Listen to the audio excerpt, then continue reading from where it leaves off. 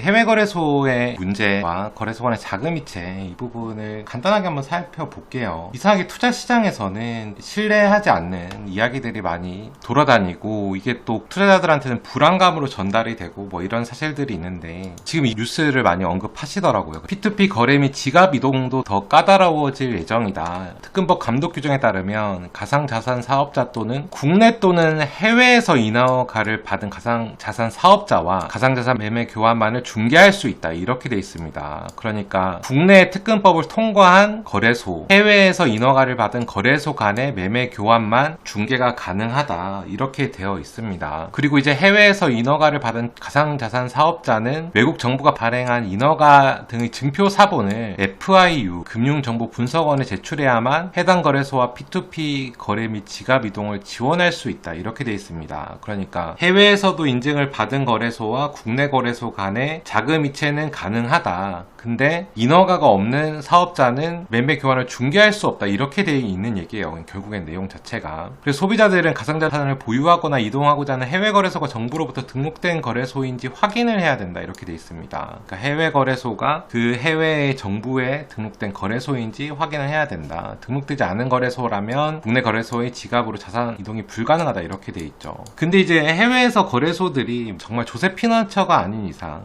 등록이 돼 있으니까 영업을 하고 있는 거죠. 결국엔 이 내용들이 어떤 의미를 가지냐면 제 생각에는 그래요. 기본적으로 매매 교환을 중개하려고 하면은 결국에는 KYC 인증이 필요할 것 같습니다. 해외 거래소도 무조건. 오늘 보니까 이제 바이낸스도 KYC 인증을 강화하고 있고 바이비트나 다른 데도 이제 KYC 인증을 강화할 것 같은데 그래서 이제 돈이 누구한테서 누구에게 오는지를 확인하겠다는 얘기인 것 같아요. 일단은 그렇게 돼 있고 코다니님이 올려주신 이 정부의 문건에 따르면 이렇게 돼 있습니다. 가상자산 사업자 A가 B 간의 사업자 간의 정보 제공이라고 돼 있죠. 그러니까 이 지갑이 누구 소유인지에 대한 정보를 제공해 달라는 거죠. 그래서 그렇게만 하게 되면은 규제 대상이 아니다라고 돼 있고 개인과 개인은 아예 규제를 할 필요가 없게 돼 있고 이런 시스템이 구축이 되면은 가능하다 뭐 이렇게 돼 있는 거예요. 똑같아요. 가상자산 사업자와 개인 식별이 아닌 개인의 지갑으로 이체가 금지돼 있고 가상자산 사업자에서 개인 지갑으로 이제 보내지는 못한다고 돼 있네요. 수치 확인을 하지 않으면. 다음은 개인 지갑에서 가상자산 사업자는 수치 제한을 하는 건 기술적으로 불가하기 때문에 사업자는 개인 지갑에서 가상자산 사업자로 왔을 때 의심거래에 해당하는지 판단 필요가 있다. 이렇게 돼 있습니다. 근데 지금 이 내용들이 여러분들이 좀 착각할 필요가 없는 게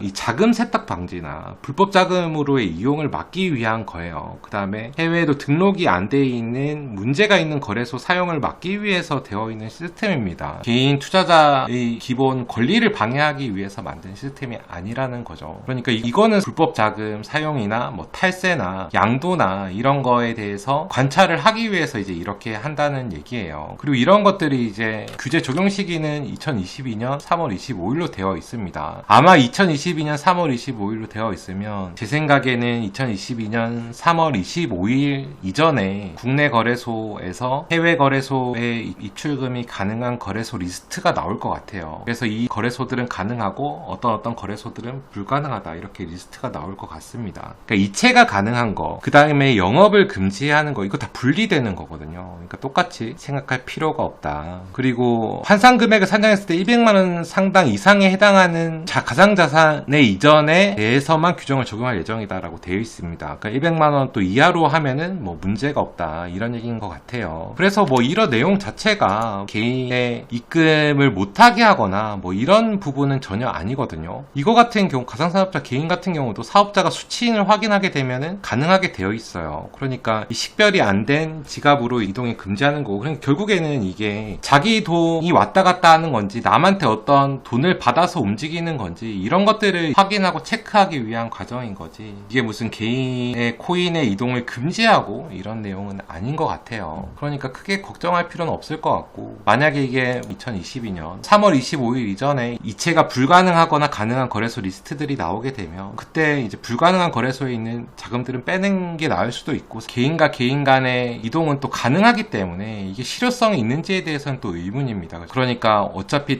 등록이 안 된 문제가 있는 불법 가상자산 사업자에서 개인으로 가서 가상자산 사업자로 가게 되면은 사실은 통제할 수 있는 수단이 없기는 하거든요. 이 개인의 계좌가 송신인에 대한 표기가 필요한 거죠. 그러니까 이게 나의 계좌다, 빚진의 계좌다를 체크를 해주면은 이 사업자가 송신인 정보를 기록하게 되면은 수용할 수 있다라는 얘기거든요. 그러니까 좀 사실은 뭐 허점들이 있을 수밖에 없는 거긴 한데, 어쨌든 이런 가상사업자가 국내뿐만 아니라 해외에도 등록이 되지 않은 불법적인 가상자산 사업자 거래소 사용을 막기 위해서 되어 있고, 그 다음에 지금 이런 것들이 뭐 기본적으로는 자금 세탁이나 불법 자금, 그 다음에 그 양도, 이런 것들을 막기 위한 부분도 하나가 있고, 그 다음에 이제 어쨌든 불법 자금으로 사용되거나 증여를 하거나 뭐 이런 부분을 막기 위해서 이제 있는 시스템이니까 투자에 너무 신경 쓸 필요는 제 생각에는 없을 것 같습니다. 그리고 이게 제가 어제도 말씀드렸지만 이 개인의 자산권의 권리가 있기 때문에 이거를 뭐 갑자기 어느 순간 입금도 못하고 출금도 못하고 이렇게 할 수가 없어요, 사실은. 그래서 그렇게 보시면 될 것 같습니다.